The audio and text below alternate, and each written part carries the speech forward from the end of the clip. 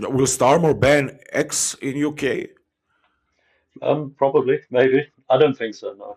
But it's definitely on the cards. X is a very good platform for right-wing propaganda and getting our message out there. So it wouldn't surprise me if he tries to ban it, as he has tried before. Um, Yeah, but so how would they say tomorrow that they are different from North Korea, for example? well, the thing is, they're worse today. Tomorrow it doesn't matter. At the moment, UK is one of the highest countries for social media arrests in the world. I think it's second actually. It's a crazy number, so we're worse than North Korea over here.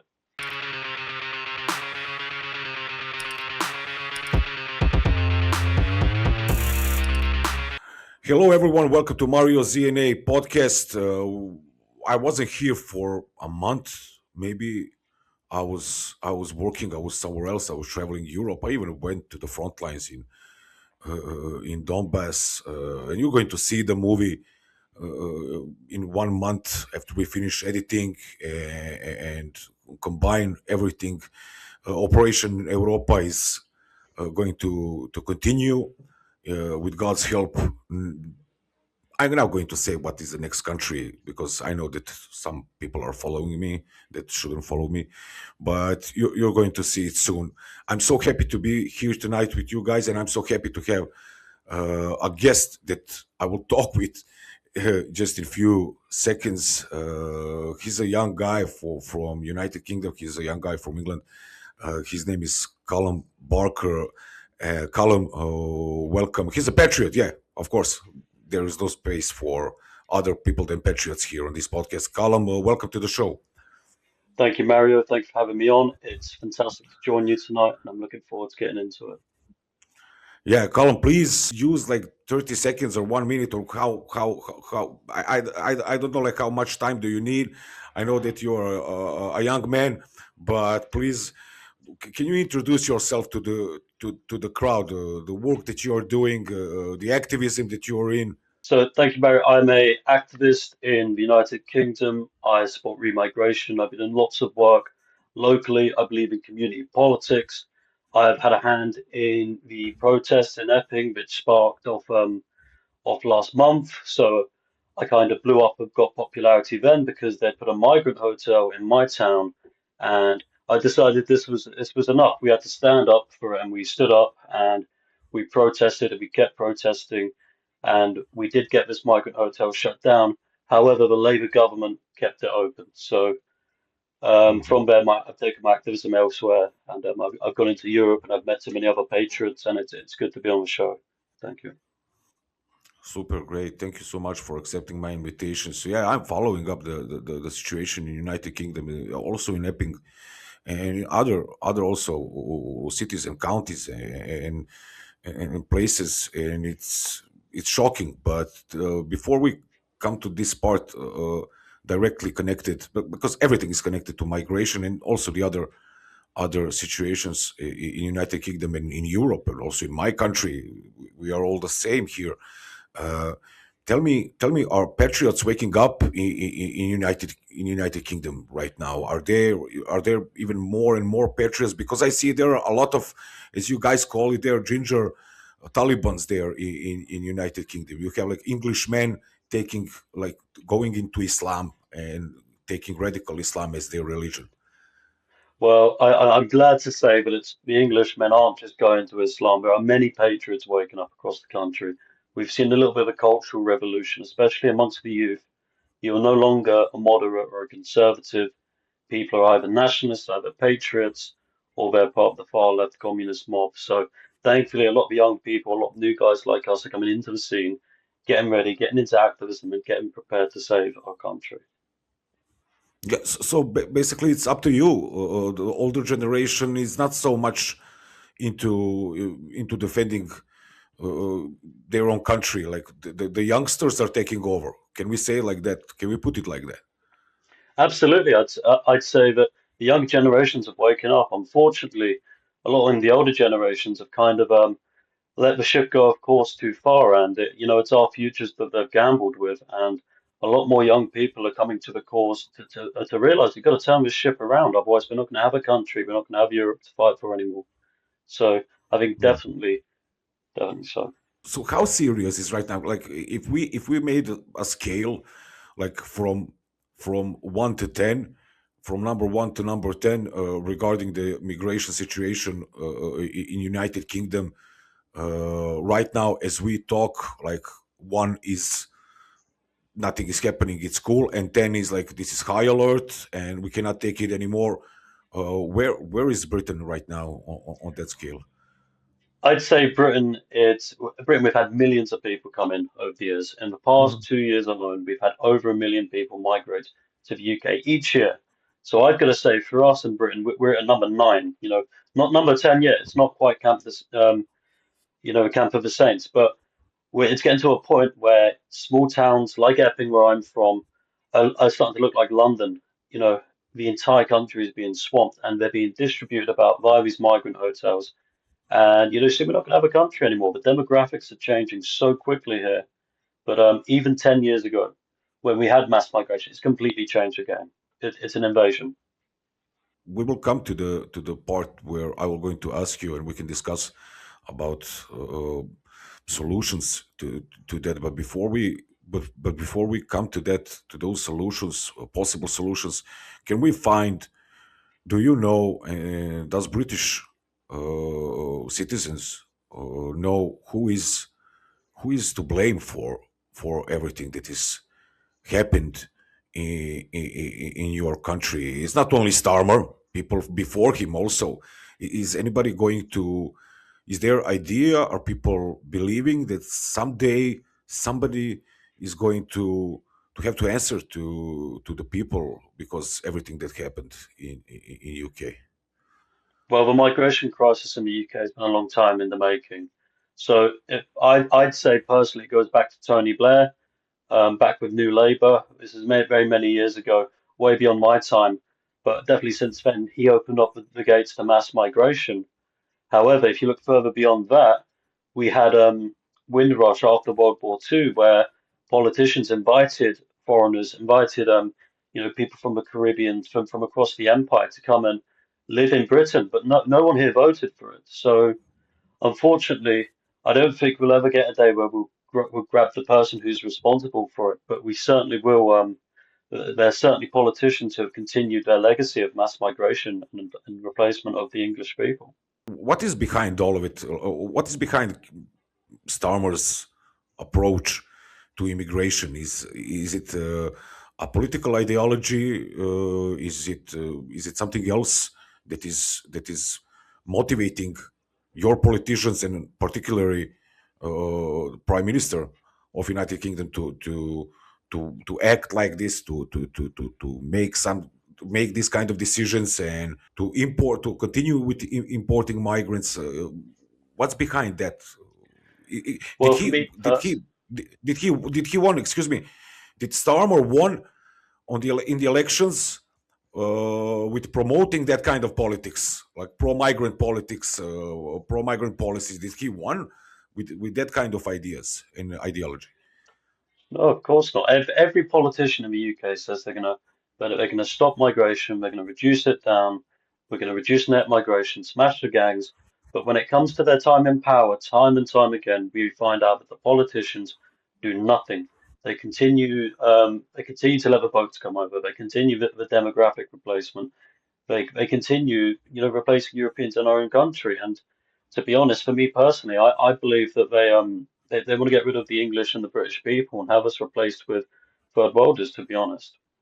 And I want to say to people that are watching it that are not from United Kingdom, maybe some people from Serbia, from Balkans, but also especially from Europe and from United States, that uh, people, you should know that right now living in UK, and you're going to confirm it or just say that I'm wrong, but if you are living in UK and you are speaking publicly, like you really need to be you really need to have balls for it, because I see, we saw, whole world saw what is happening in United Kingdom when it comes to censorship and arresting people because of social media posts.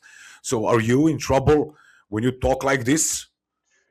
I think a lot of people aren't, and a lot of people in the United Kingdom are too scared to speak out about the demographic replacement and what's going on.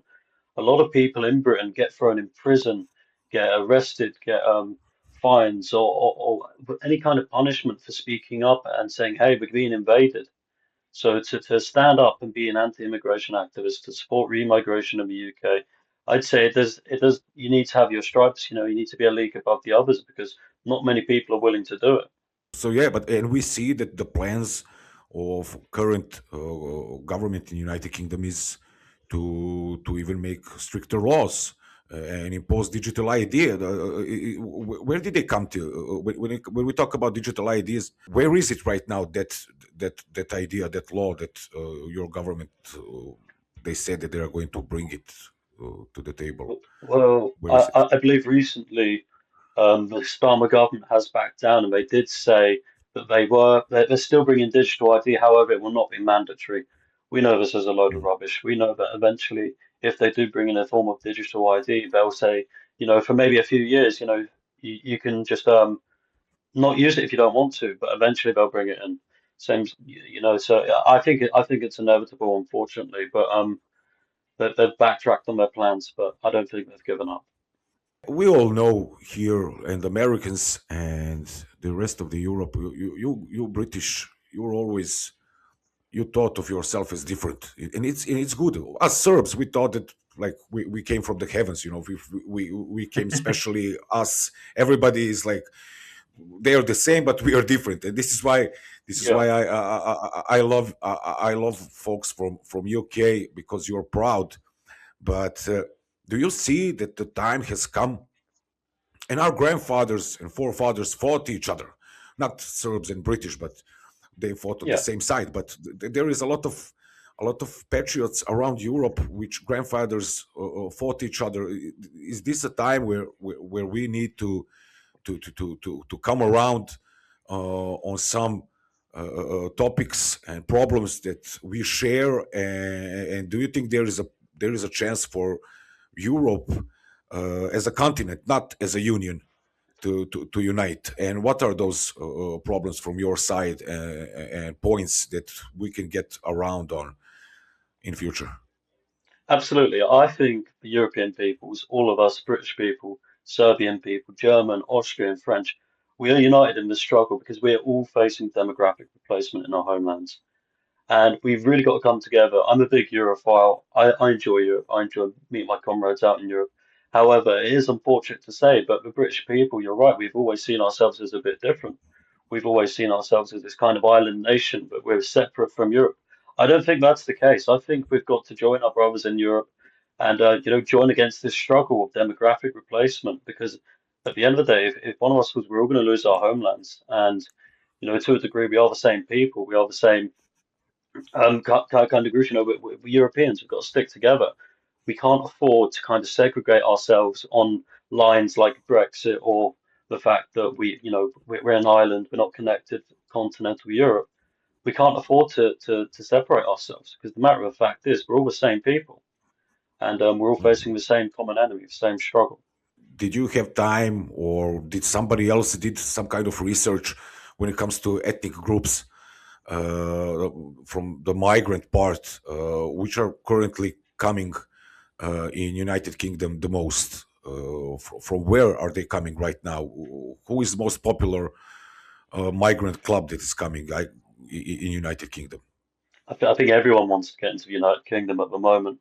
I think historically, a lot of the migrants that were coming to the UK were actually from European countries, which kind of fueled the anti-European sentiment in the UK. However, after Brexit, we've seen we've been swamped by migration from the Commonwealth and the Third World, so from countries like India, like Pakistan. We also see plenty of like Albanians and such coming over. And I believe that even Vietnamese people are high on the list of migrants coming across illegally via boats. So it seems we've shut the door on Europe and opened up the door to the rest of the world, which it shouldn't be the case. You just mentioned the word Albanians, and that's the same problem from you for people in UK and for people in Serbia, for example. and so we have just one point that can bring us together to Exactly. fight off, but we have so much more in common. We have one main point, and that's Jesus Christ. So it's this is Albanians are more far away, but I know that they are making loads of problems there. Their mafia and everything, what they are doing. But I don't want to talk about them to make sure about them. I don't care. I care about your country being invaded by people who tried to invade my country in the past, and then after they tried to invade it, column, we fought off, we fucked them up, and then the whole NATO bombed us because we were fighting radical Islam. So is that the future of Europe? Is Europe going to bomb itself after, like, something has to change? Yeah, I mean, I hope not. Obviously, like the war that NATO came down on Serbia for when they were at war with the fighting the Kosovans, I believe. And so I'm not well read on the war, but you're right. It's like you're fighting an existential threat, an enemy, a foreign enemy. As you said, you made the difference between Christianity and Islam, and Europe is united, and we're united in our Christian faith. Even if some people might not be Christian themselves, they might still celebrate Christmas. They're still like part of our group, right? And I can't see Europe tearing itself apart like that anymore because I think the whole of Europe is under threat.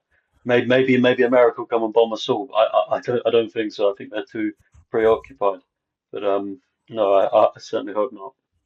What are you thinking about when it comes to solutions of those problems that we all have, but especially let's stick to UK right now. Is there somebody who is offering solutions? Do you have in your activist groups pamphlets of solutions like point one, point two, point three to make UK great again? The right wing in the UK is quite fractured, unfortunately. So outside of civic nationalists like Tommy Robinson or like Nigel Farage, the broader right wing is quite dysfunctional. What we've got at the moment is the choice of Nigel Farage or Advance UK. Now, Advance UK isn't anywhere near ready for electoral success, so a lot of people are sticking with Nigel Farage and Reform UK. And what they offer us is, it's not what we want. The people in the UK, we want our country back. We want to see English streets full of English people. We want our cities back, our towns back. We want to stop this radical Islam. And what Nigel Farage offers simply isn't enough. I think a lot of people kind of on the further right, like myself, or the remigration right, we kind of have our faith in Rupert Lowe, figures like him, and we kind of look towards people like Steve Laws who are more pushing the boat out, who are offering more radical solutions. However, the tools aren't there at the moment for us to win any power. And see, this is why I personally preach about local politics and community organizing, because it's what everyone can do. Like the viewer, like yourself, you're not just voting anymore, you're actually taking actions and matters and activism into your own hands and pushing our cause and agenda. From your angle, what are the, like, okay, uh, you have, for example, in 10 years, political situation changes in UK. You don't have a Pakistani mayor of London. That's crazy for me. Like, you Yeah, had an Indian as a prime minister. You had an Indian as a prime it's minister. mad, isn't it? It's embarrassing. Yeah. It's So like, how do you handle that kind of stuff? I think a lot of us are quite obviously it's humiliating if you say yes, the mayor of London is a Pakistani Muslim who says London isn't for English people anymore. It is embarrassing. I'm from London. My family's from London, and it's like we've been driven out of our home. But you just have to put your head down, knuckle down, and use it to motivate you to work. If you look at these people who are in positions of power, like Keir Starmer, not Keir Starmer, so like as you said, Sadiq Khan, or when we had Rishi Sunak, you've got to look. It's got to be a wake up call. Like, look at how far we've fallen. We need to start activism. Got to start organizing. Got to start working to save our future now.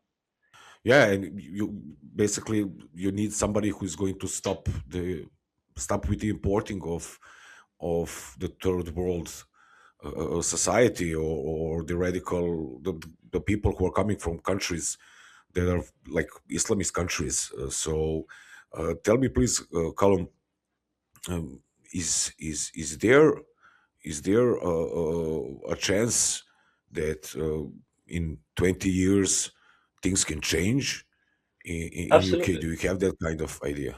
For better, of course, for Yeah. better, because we see what. Yeah, of Yeah, yeah. course. Yeah. I think absolutely. I think no matter what, if you our situation is only lost if good English people, good British people decide to stop organizing and give up. And if there's one message I really want to get out to activists across Europe and in Britain, is never give up and keep organizing. So I can see a scenario where we win via the ballot box, via electing, via organizing, and that's what I'd advocate. So I'd encourage I'd encourage people to get on board with it. Yeah, yeah, yeah. You've been in France recently. Yeah, 'cause I saw you on cover of some magazines Hmm. there. You were on gathering of Saint Genevieve in Paris. Yeah, am I right? Yeah, yeah. So some of the French identitarians invited us out to join them on this Saint Genevieve march.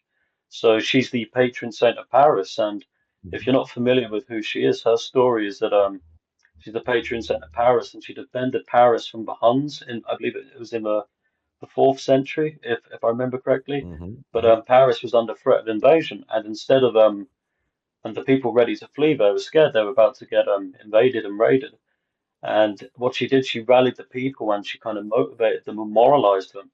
And she said to the Parisians, stand up for who you are and take back Paris. And they did. And Paris remains French today. It didn't get invaded. And it's kind of mhm. symbolic because I see that as a figure that the French people and the Parisians can rally around. So my trip in France was to support the identitarians then. I wanted to learn about how they organize their protests and what we can learn from them and bring that back to the UK. So, what's your thought or situation right now in Paris and in France? Well, I think I'm not too involved in French politics, but from what I saw is Yeah, that but the when it French comes right, to the yeah, streets, oh, the streets. There's a lot to get to ghettoization. So our French friend was going to take us around North Paris, where all be where like the parallel societies are all be Africans and the Moroccans, and he was going to take us around, and we were spending time in like the more posh part of Paris. And even Mhm. there, there's like crap on the floors. So excuse my French, but there was Yeah. you know, and the streets were filthy. And I was like, what? I was looking for a calf. I like my calves. I'm English. I like a nice breakfast, and so I was looking for a nice place to eat. And three times I saw I saw crap on the floor. I was like, what's going on?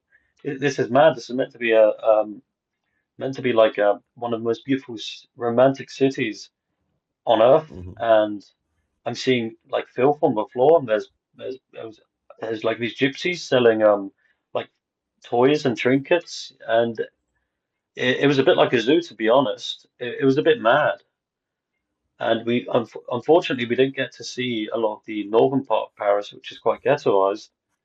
But I can Mhm. imagine it's 10 times worse. Yeah, but you get the picture of the EU, and how does it function? Just when you go across the channel, you can feel that the prosperity, so-called prosperity of the European Union.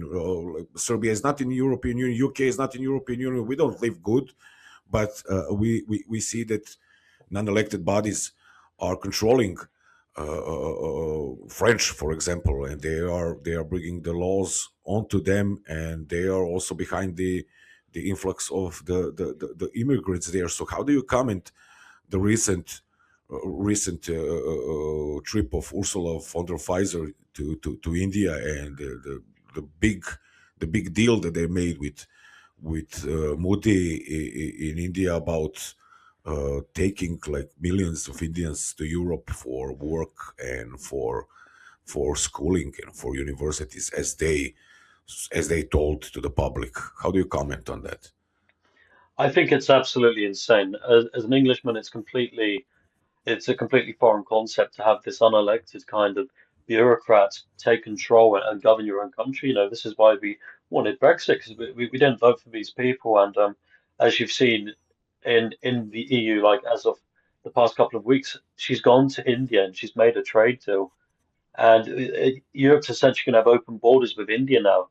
Yes, Europe's got a bigger market. You've got the Indian market, but you've also going to get the Indian people. So they're going to come over. They're going to be looking for jobs.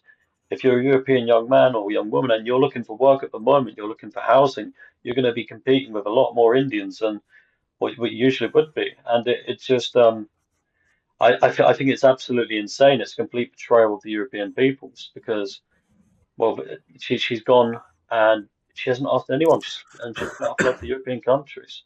Yeah. I know here when we have this kind of situation that some politician, president or prime minister or anybody don't ask us anything and brings the decision by himself, we go out to the streets. You know, we go to the streets, we fight police, horses, I don't know, everything, like just the classic kind of protest here. But in Europe, you can see that people are like, I don't know how to put it. Like they are. It seems like that a lot of people just don't care, and the other part is communist. I think I can't really put a finger on it, but it seems a lot of people might have just given up. I mean, the French are quite well known for their protests and riots and Mhm, like the yellow vests, you know. So it kind of mhm. shocks me, but there hasn't been some great uproar against it. The only people who've kind of stood up and pushed back against this mass migration pact is really like the identitarians and those on the right wing. So it does confuse me, but maybe people just don't know. Can the EU and people like be making these trade deals behind people's back? That's that's crazy in my mind. Let's get back for a second to UK. I skipped the question. It's Please explain me to the public why are migrants from anywhere in the world interested in coming to UK right now. Like, what do they get when they come? And I know that they have more money than regular working class people in UK. So if you come over tomorrow on a boat, the UK government will set you up in a four-star hotel. You will get 3 meals a day, hot drinks, food, Wi-Fi, health insurance, dental care for your teeth, benefits that the UK taxpayer pays for asylum seekers, for migrants. However, we don't receive ourselves, so it's a completely unfair system. We've got a very lucrative benefits system as well that allows people to work under the radar with jobs like Deliveroo, even though it's forbidden. If you come here legally, you cannot work, you know. So the British migration system, our asylum system, is completely broken. And what it screams to the third world is, come to the UK, come and exploit us. You know, we've got an easy system. You get everything you want for free, and you get away with it in the end. So it doesn't surprise me that people come over in the millions on the boats. How many hotels are there for? Like, how many are there are living in hotels? How much money does yearly British government giving to migrants? Is there any statistics on it? So it's a massive amount. It's an absolutely massive amount of people. I'm not sure the exact number, but what I can tell you Mhm. is that we spend upwards of £7 million a day on housing migrants in hotels. So £7 million a day comes out of the British taxpayers' pocket, a huge number, and it goes straight into the pockets of Day. these foreigners. Yeah, every day. Could you imagine it? If every day we gave £7 million to one person, and the change has just been so rapid, and the government says that they're desperately trying to find new plans, new homes for these migrants, but. You know, we don't want new plans or new homes or to put them in air bases. We want them gone home. We want them gone because at the moment they're costing us money. And you're right, what do we get? Machetes, rapes, stabbings, and it's like these people bring no benefit to us. Why are they here? They need to go. Yeah. But when you Yeah. when UK was in EU, you had there was a good migration when it comes to working class, like people from Hungary, from Poland. They came, worked, the Christian people, and it was all fine. But as you said, like after the UK exit from European Union, it started to get worse. Uh, do you know anybody that was do you know personally anybody who was arrested because of social media posts? Personally, yeah, one of my I've had multiple friends who've been arrested for doing activism or social media posts. Just the other day, a gentleman called Will, who's an independent journalist, was arrested. He set up like a free speech stand, and these Hmm. communists attacked it, and then he was arrested for it. So it's absolutely terrible. But the UK is a bit like a police state where you can't really say what you want, and you got to be careful because you never know if you say something. I might get arrested for this. You don't know. Yeah, But yeah, I know yeah. that. So I've got to be very careful, especially like whenever I post on Twitter, I always make sure whatever I'm saying is is like legal or not going to cause any trouble because it's a reality. Like yeah, ab absolute reality. Will Starmer ban X in UK? Probably, maybe. I don't think so, no. But it's definitely on the cards. X is a very good platform for right-wing propaganda and getting our message out there. So it wouldn't surprise me if he tries to ban it, as he has tried before. Um, Yeah, but so how would they say tomorrow that they are different from North Korea, for example? oh well, the thing is, they're worse today. Tomorrow it doesn't matter. At the moment, UK is one of the highest countries for online for social media arrests in the world. I think it's second actually. It's a crazy number. So we're worse than North Korea over here. Yeah. Because when they say like, look at the guys, like look at Belarus, look at North Korea, look at other countries from the China. Look at China. Chinese president. Mhm. He has banned some cartoons because the characters are similar to him. Now we have the situation where European Union is finding X because of Donald Duck. You know, Yeah, it's terrible, and we're it's only going to see this kind of censorship and state overreach kind of extend as like the Europe and Britain, as our left-wing governments realize how good, the online scene is and how good social media is for spreading our message. They're going to get rid of it because they don't want a revival of kind of right-wing politics and people in Europe. They want to completely stamp it out. Yeah, but it's not all that bad, column man. Like it's not all, everything is not dark so much. I just saw the news from UK that your government has released 50,000 criminals from prison.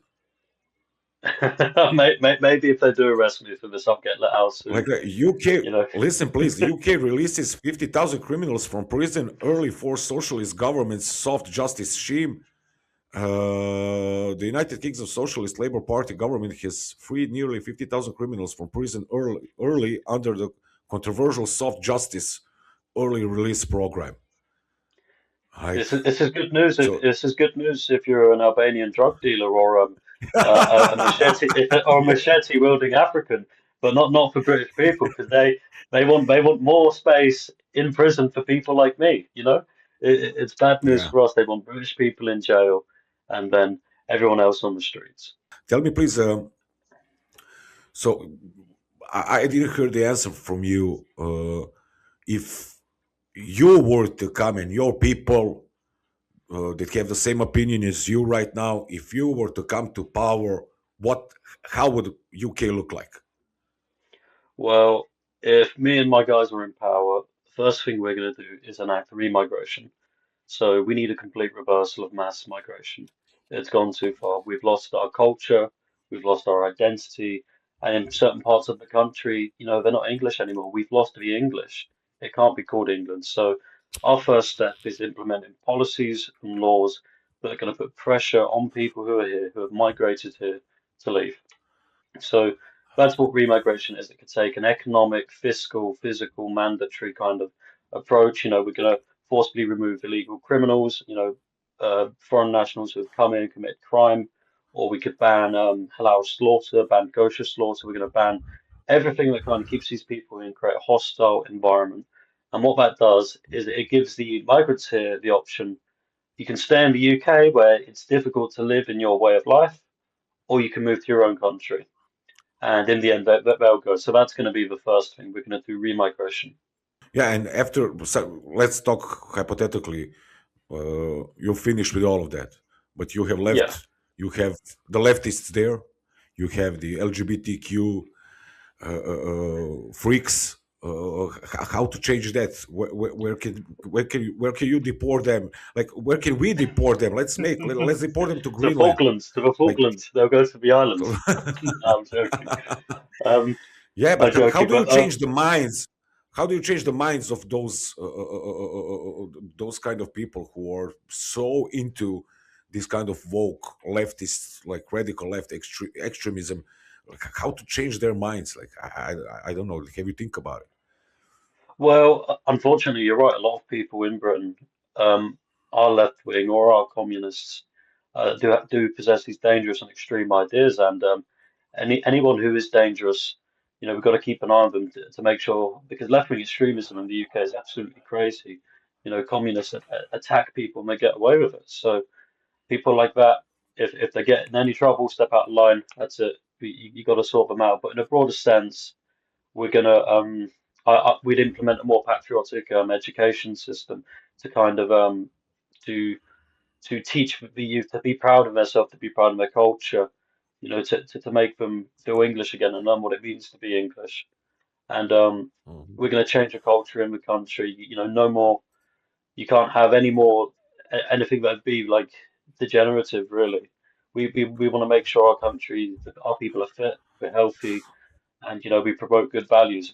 That we we yeah we European and Christian really. We want to put Christ back Mhm. into back into the nation in a way. And for me So personally, mhm. oh no, Mhm. sorry, but Yeah, let's continue, please. yeah. So for me personally, one example of like a degenerative culture, I definitely target is architecture because I work in construction. I like my buildings. I do a lot of buildings, but it's like what we're building. It's vile. It makes you sick in the head if you look at it. It's just soul destroying. So we want to put beauty back into architecture and what we're building. And what this does is it inspires us. It makes us think about God and it makes us think about our culture and who we are. And we want to. I want people to kind of look at buildings and feel inspired, like they belong somewhere, not look at a building and feel depressed. Yeah. You just mentioned something that we can start a brand new topic about it because I have read somewhere 2 years ago, but now I can see it even more. It's jumping on news portals. Something about 15-minute cities in UK. Like, Hmm. are there like plans of making like 15-minute cities and the checkpoints so you don't pollute a lot, I you think don't fart and shit. no, no, no, not that crazy, but I think especially back in COVID, back in 2020, there were plans, serious plans Mhm. in places like Oxford and Peterborough to Mhm. have these cities where that they've got barricades in the road, so cars can't go in. You've got to restrict neighborhoods, and you're right, it is crazy with kind of 15-minute cities. But I think they've taken a bit less of a hardline approach now, and they try and constrict and contain neighborhoods through like local traffic schemes and such. So if you live outside, if you live in a different town, you can't go somewhere without having to pay a charge. And what this does is it kind of promotes a kind of localism, so people stay in their own area. So it's very subtle. They're not putting up barricades stopping people moving about, but what they're doing is making it so it's difficult to travel to other places, so you stay within your own area. They are getting smarter. Very, yeah. We need to Are get smart too. they're they're getting smarter. Yeah, I forgot to ask you a question. regarding the situation in the United States, regarding ICE, regarding ICE, and the whole situation there regarding migration. Like, is that the way to tackle migration as Trump is doing right now? I think Trump likes his theatrics. Trump kind of likes the big scene, the flash, and the action. It's like Hollywood, you know. But I Hmm. think if we do have immigration control in the UK, but you don't see it. You very rarely see it.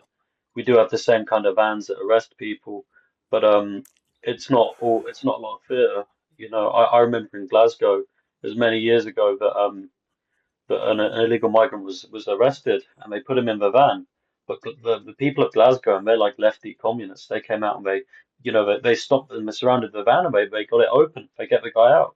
So I think definitely, in the UK we have this immigration enforcement kind of police, but we need to kind of boost them Hmm. up a bit. So we've got something similar. But I think we need to tone down on the theatrics a bit. So it's not like Hollywood. Who is in charge of that immigration police in UK? Is it a The name British doesn't guy come to or mind. I because don't think so. yeah, I saw something that correct me if I'm wrong, but I also saw that Starmer put some Muslim woman to be in charge of border control. Yeah, it's crazy. So the Home Secretary is I think she's Pakistani. I'm not too she probably is a Muslim, but yeah, Probably is a Muslim. Yeah, yeah, yeah. yeah, Shabana Mahmood, I believe her name is. She's the Home Secretary, and yeah, it's a very English name as you can tell. But Yeah. she says she's What's gonna the close. what? Yeah, yeah. Continue. Pardon? Yeah, no, but she said she's gonna close the border. She said she's gonna reduce migration and smash the gangs. But the reality is we're just not seeing it. And a lot of the people who have already migrated here, they're deporting tiny numbers of people. We need like mass deportations. We're only removing a couple thousand people. We want to see them all gone. We see, on a bad week, we see over 1,000 people cross the English Channel into the UK. So it's simply not enough. We need to ramp up the deportations, ramp up the remigration, and take our country back. Fuck, like the next step is Starmer is going to put somebody in charge of police from Albania. Like That'd be that will terrible. be crazy. That will be that will be some Sin City shit. Like that will be crazy.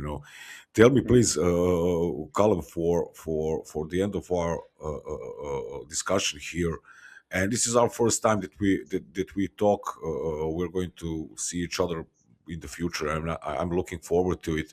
Probably, Of course. God bless, and God help.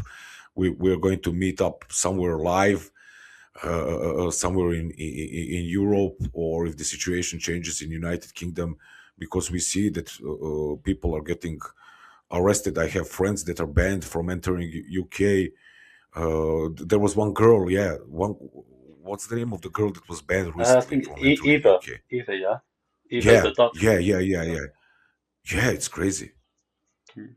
I you think know. if you ever find yourself in London again, and this goes out to all my European friends, um, get in touch, contact me. I'm always down for a cheeky drink in a pub. But I hope to see you too soon, Mario. I'll be in Portugal for the Remigration Conference put on by Yeah, maybe we will Marcel see each other there.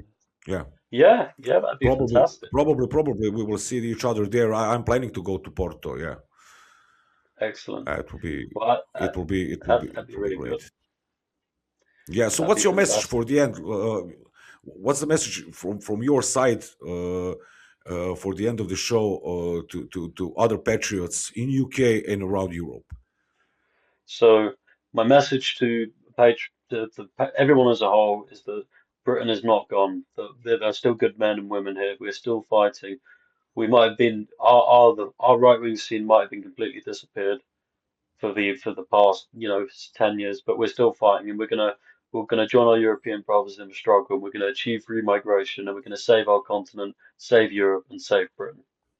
Yeah, and we all should come together on this, and maybe it's good that this is happening. In different, maybe some kind of, in some other kind of universe, we would fight each other, but now we have to unite to defend each other. Yeah, So yeah, it's exactly. But at the end some. of the day, we're all Yeah, brothers. We're all brothers and sisters and cousins, and we're part of the same European family. That's the way I see it. We've got to stand up for each other.